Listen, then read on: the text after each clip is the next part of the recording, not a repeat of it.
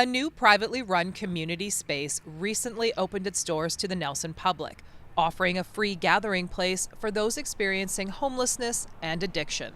That population is at risk every single night of death, of dying alone, of overdoses, of not being supported, of having to be out in the cold.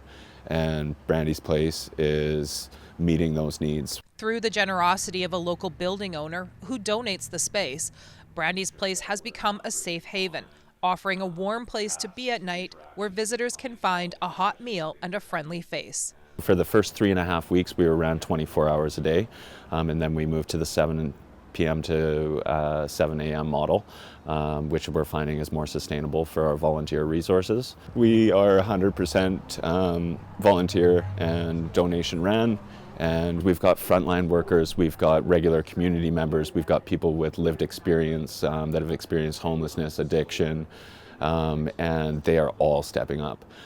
Everybody is stepping up to help support this because they believe in it. Brandi's differs from a shelter in that there are no beds, but rather it's a cafe setting with a patio where folks can meet up, have a coffee and some conversation, access harm reduction supplies, and get help if needed. There's a need, and every community needs this. This isn't a Nelson problem. This is a BC-wide problem. This is a Canada-wide problem. This is a capitalism problem. And a civilization's success is measured based off of its most vulnerable. And in that sense, we are not succeeding. We are failing people.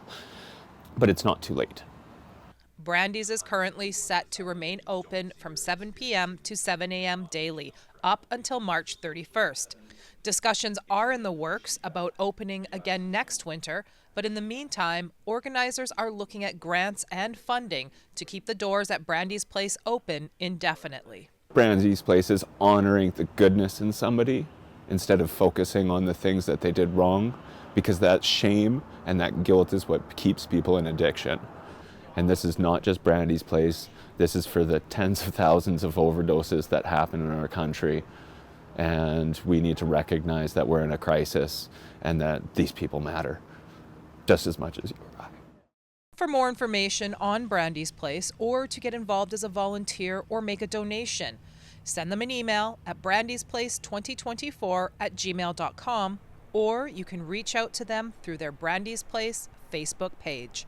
For Rogers TV in Nelson, I'm Christina Krichkowski.